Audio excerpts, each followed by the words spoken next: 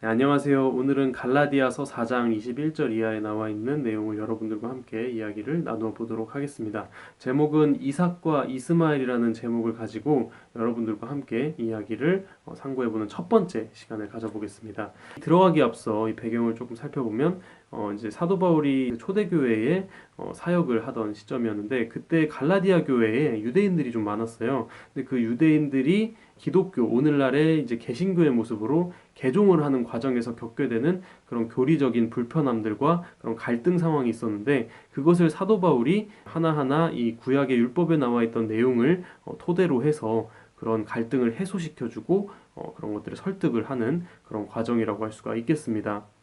그때 당시에 이제 유대인들은 아주 율법주의 사상에 젖어 있었는데 그 구약의 율법주의 사상과 그리고 신약의 복음주의 사상의 그런 가치가 어떻게 다른지 그 차이점에 대해서 명확하게 사도 바울이 예를 들어서 설명을 하고 있는 겁니다. 자, 그렇게 예를 든 그 샘플의 내용이 누구냐니까 유대인들이라면 누구나 다 이제 신뢰할 수 있는 그 믿음의 조상인 아브라함을 가지고 이야기를 하고 있다는 것입니다.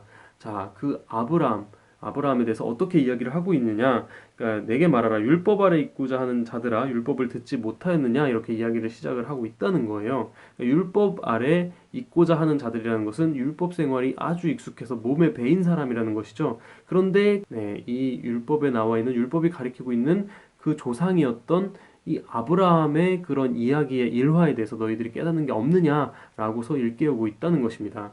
자, 아브라함의 모습이 어땠는지를 그 일화를 들어서 설명을 하고 있는데 아브라함에게는 아내인 사라라는 사람이 있었죠. 사라라는 여인은 그 몇십 년간 아이를 가지지 못하는 여자였습니다. 그래서 여러 가지 고민이 이만저만이 아니었겠죠. 결국에는 자기 아들을 보고자 하는 그 간절함과 그 절실함 때문에 그 몸종인 하갈을 붙여주게 됩니다. 그래서 하갈과 이제 아브라함 사이에서 이스마엘이라는 아들이 태어나게 됩니다.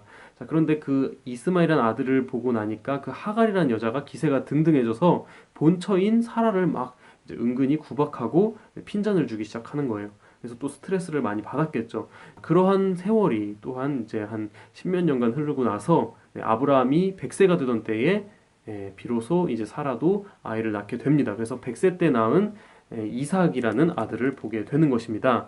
자, 그런데 이삭을 또 낳게 되니까 형인 이스마엘이 이삭과 나이 차이가 13살 정도가 차이가 나는 거예요. 그러니까 이 형인 이스마엘이 이삭을 이뻐해주고 사이가 좋으면 좋겠는데 그러지 못하고 또 구박을 하게 되는 것입니다.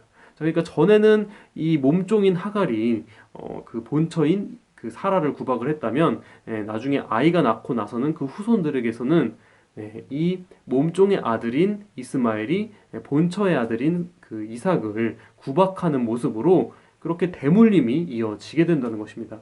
자, 근데 그것을 결국에는 참다 못 참고서 사라가 아브라함한테 그 이야기를 다 이실직고하고 터뜨리게 되는 것이죠. 그렇게 해서 아브라함은 결국에는 그 하갈과 이스마엘을 자기가 살던 곳에서 추방을 시켜 버리게 되는 것입니다. 자, 과연 근데 이러한 일화도 과연 그 한 집안에서 벌어지는 그런 단순한 갈등 사건으로만 봐야 할 것인가? 아니면 하나님의 뭔가 중요한 어떤 사건을 보여주기 위해 그 복선을 깔기 위한 암시일까라고 볼 수 있어야 된다는 것이죠. 자, 여기에서도 하나님의 뭔가 뜻이 있는 사건이라고 한다면 하나님의 거대한 의도가 있다고 한다면 그 의도가 뭐였을까요? 자, 그것은 갈라디아서 22절 이하에 나와 있다는 겁니다. 아브라함한테는 두 아들이 있는데 하나는 계집종에게서 난 자고 하나는 자유하는 여자에게서 낳았다라고 나와 있는 것이죠. 근데 계집종에게서 낳은 아들과 자유한 여자에게서 낳은 아들의 그 두 아들의 의미가 다르다는 것을 설명하고 있는 겁니다. 계집종에게서는 육체를 따라 낳았다 그러고 자유한 여자에게서는 약속으로 말미암았대요. 자, 근데 우리가 육체를 따라서 낳지 않은 사람이 어디 있겠습니까? 근데 이 성경에서 말하고 있는 육체를 따라서 낳았다라는 것의 의미는 그러니까 인간적인 방법으로 세속적인 방법으로 그러니까 하나님의 뜻과는 전혀 상관없는 방법으로 낳은 자녀를 의미하는 것입니다.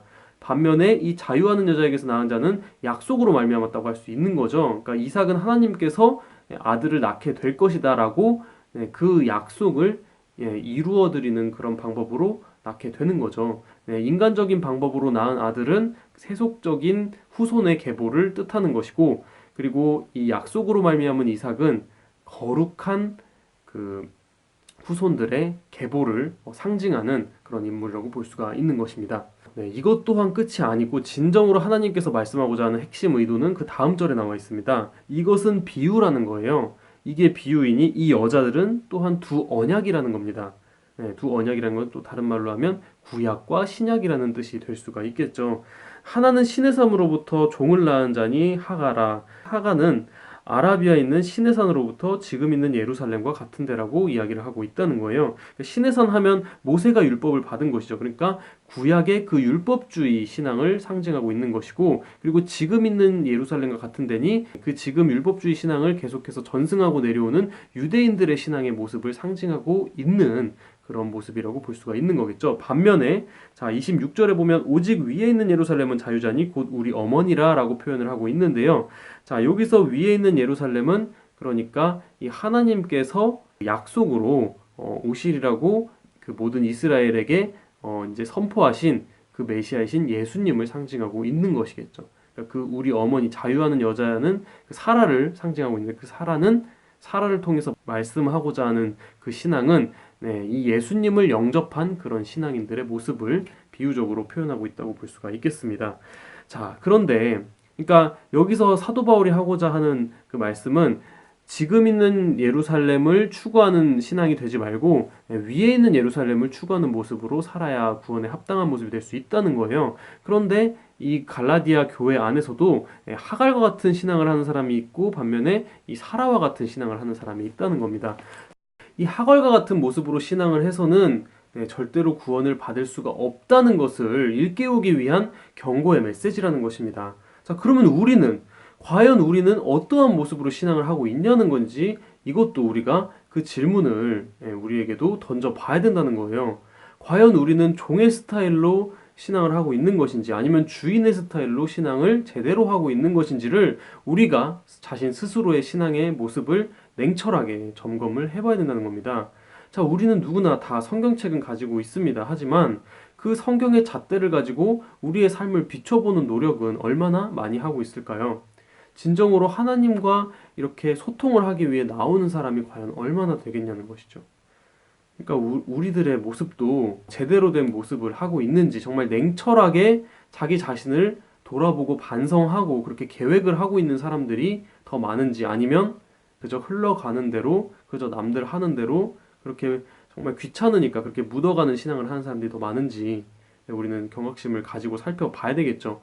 네, 오늘날 수많은 사람들은 그저 흘러가는 대로 자기 방식대로 살아가는 그런 종과 같은 모습을 벗어나지 못하고 있습니다. 자, 신앙세계도 마찬가지로 하갈과 같은 그런 묵은 관습과 관행들이 너무나도 많겠죠. 그런 것들을 씻어 나가야 될 부분들, 개선해 나가야 될 부분들이 너무나도 많겠습니다. 그런데 그런 것들을 잘 이제 이겨 나가기 위해서는 우리 방식에 취해 있는 그런 묵은 지식에서 빨리 우리가 깨쳐 나가야 된다는 것입니다. 이 목사님의 그 설교 말씀을 계속 들으면서 이제 하시는 말씀 중에 우리가 이 유대인들의 신앙으로 이제 똘똘 뭉친 이런 사상은 쉽게 따라가지 못한다. 이 신앙의 이 교육에 있어서는 정말 이 하나님의 영성이 담겨 있기 때문에 이것을 우리가 쉽게 이길 수가 없다라고 말씀을 하셨습니다. 자, 근데 너무나도 아이러니하게도 2000년 전에는 이 하갈에 해당하는 이 종의 이 율법 아래 갇혀 있는 그런 신앙의 모습이 이 유대인들의 모습이었는데 2000년이 지난 지금에 와서는 모든 세계 모든 민족들을 선도하는 모습으로 이렇게 주인의 입장으로 이 입장이 바뀌어 버렸다는 것을 알 수가 있는 것이죠. 자, 과연 이러한 모습이 이 아이러니한 상황이 왜 우리 눈앞에 펼쳐지는 것일까요? 왜 하나님께서는 우리한테 이런 모습을 보여주시는 걸까요? 이것 또한 하나님의 의도라고 한다면 그 2000년 전의 유대인들이 지금 이렇게 반전이 된 역사와도 같이 우리 또한 그러한 반전의 역사를 기대해 볼 수가 있는 거 아니겠습니까? 하나님께서 그러한 역사를 우리에게 기대를 품고 계신다면 우리도 그것을 이루어낼 수 있어야 되겠죠. 그리고 그것을 이루려면 그에 합당한 부단한 노력이 필요할 수가 있겠죠. 자, 오늘날 이 마지막 시대를 살아가고 있는 우리에게 엄청난 책임감이 주어져 있습니다. 이제 진짜 성경 역사의 가장 마지막 종착지를 향해 가고 있습니다. 자, 지금 이 시기를 살아가고 있는 이 한 시간 한 시간들이 너무나도 소중하고 중요한데 정말 시간을 낭비하지 말고 정말 이 성경에 나와 있는 말씀에 비추어서 자기 자신의 모습을 점검해야 하겠습니다. 그래서 정말 자기가 부족한 부분들은 그것을 잘 인정하고 빠르게 극복하고자 날마다 부단히 노력을 하면서 정말 자기의 부족한 방식에 너무 집착하지 말고 정말 날마다 하늘의 뜻을 사모하고 날마다 그 구원에 합당한 모습으로 거듭날 수 있는 저와 여러분들이 되었으면 좋겠습니다. 감사합니다.